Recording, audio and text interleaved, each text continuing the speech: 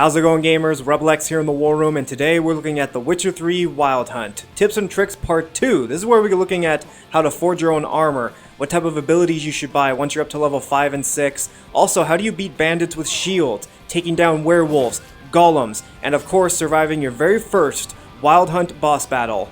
So let's get into all that right here, right now.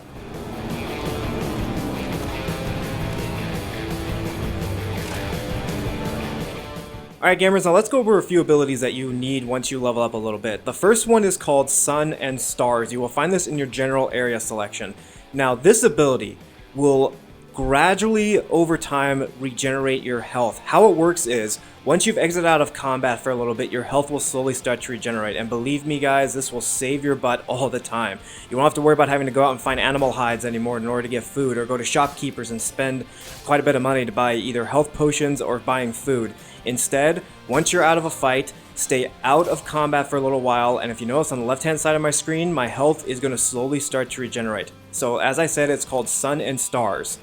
And so for the next ability I recommend you guys get is called the Survival Instinct. It's actually in your general selection area right next to Sun and Stars. Now what this ability does, it's very simple. It gives you a big health boost. So for all of you out there that's been struggling with this game, you find yourself getting killed a lot of times, this is the ability you want to buy next. It will give you about, it seems, a 500% point boost in your health, which is very, very important in this game. So be sure you buy those two abilities right away. Alright gamers, now let's talk about mutagens. Now depending upon the color of the mutagen, say for example if it's blue, it increases your magic, if it's green, it increases your alchemy, etc, etc. So remember, the more abilities that can help with that mutagen you have that attached to, the more powerful they will be.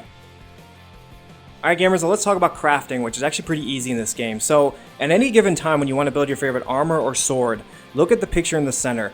Whatever materials that you don't have, guess what? 90% of the time the blacksmith will have the material or ingredients needed to build that item.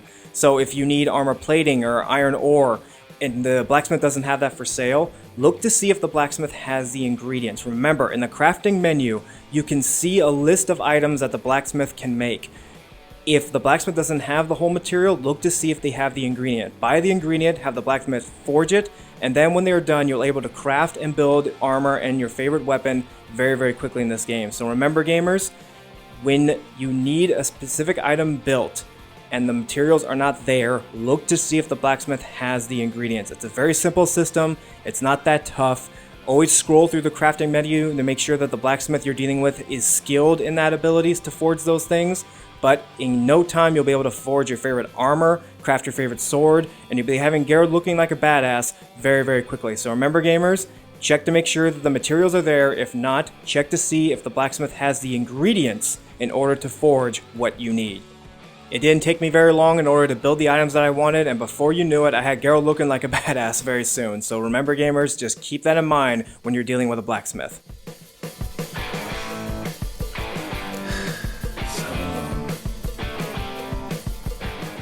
Alright gamers, now let's talk about monster types. Now the first one we're going to talk about here is the Bandit with Shield. Now bandits with shields can take quite a bit of punishment from your swordsmanship, but there's actually a neat little trick you can do in order to kill them automatically. Now the first thing you do is that when you're attacking a bandit camp, take out all the archers and bandits that don't carry the shields first. They're the most annoying, take them out fast. Now when you encounter the bandit with shield, all you have to do is stun them with your mind ability, your little illusion technique if you will, from your magic attacks.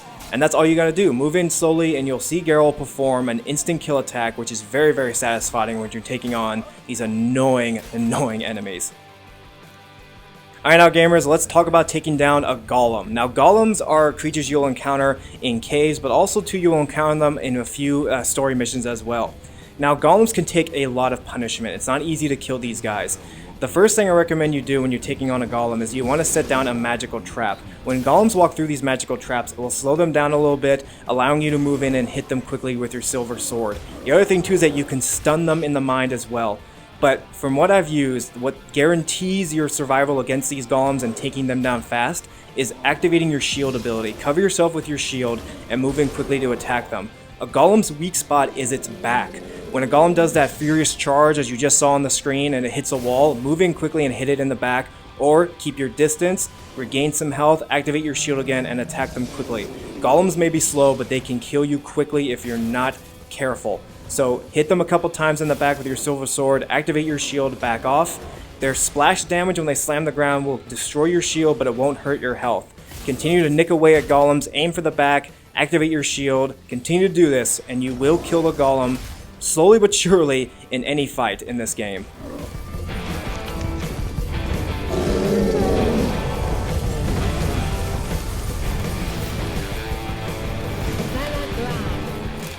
Alright gamers, now let's talk about werewolves. Now werewolves you will encounter both in story missions, side missions, and just questing in general when you're out and about and just wandering the world. Now werewolves do not come out unless it is at night. And when werewolves do come out, oftentimes they are with a pack of normal wolves. The thing you want to do here is that you want to try to attack these wolves and the werewolf with fire attacks. The fire attacks can actually linger and stay on werewolves a lot longer just because they're animals with fur. Now the thing is that you want to use your silver sword when you're fighting werewolves. Take out the small pack of wolves first, they are the most annoying, but also too is that you can go to their hides while the fight's going on and quickly take the meat out of their bodies so that you can feed on later in a fight.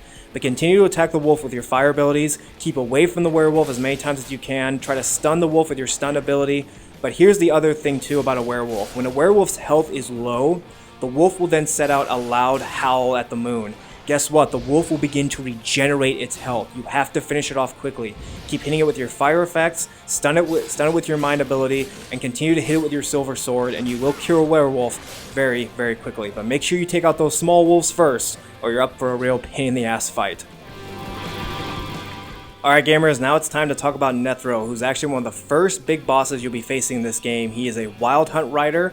He's actually legitimately decently tough, but he's a little more tricky than he is tough. He has a few unique abilities that we're going to go over quickly, but you will be able to take this guy down if you follow these simple steps in fighting him. Now, the first thing is that this guy is slow in combat. He's easy to dodge, but his axe does heavy, heavy damage if he hits you. The thing you need to do here, activate your shield, stun him with your mind ability, but also too is that use your telekinetic blast to throw him off balance. You want to try to aim for his back. Use your silver sword when you're fighting this guy.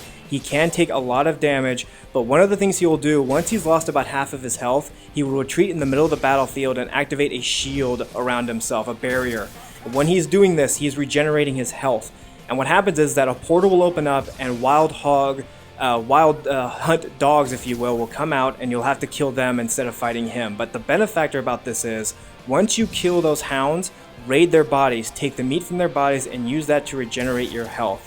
So remember gamers, do not go back to engaging this enemy once you've killed the hounds. Raid their bodies first, take the meat from their bodies, have it selected that you can eat that meat before they go back into battle, and continue to hit this guy in the back, dodge his attacks, activate your shield, stun him with your mind ability, and then also hit him with your telekinetic blast to set him off balance. Fire abilities don't really do much to him.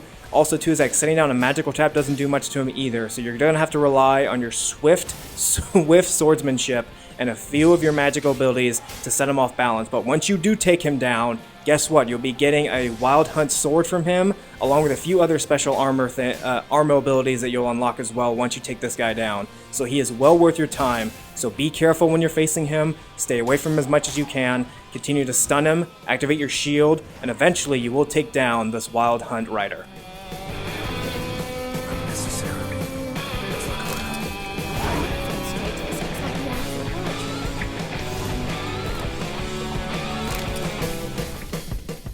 Alright gamers, that's all the time we have here today in the War Room. Hope you enjoyed our Witcher 3 Tips and Tricks Part 2 vid. Don't worry, we're going to be doing a lot, and I do mean a lot more, the Witcher 3 Wild Hunt Tips and Tricks vids very, very soon. Until then, feel free to subscribe to the War Room for more, and stay tuned for more tips and tricks vids here in the War Room, and we will see you guys next time.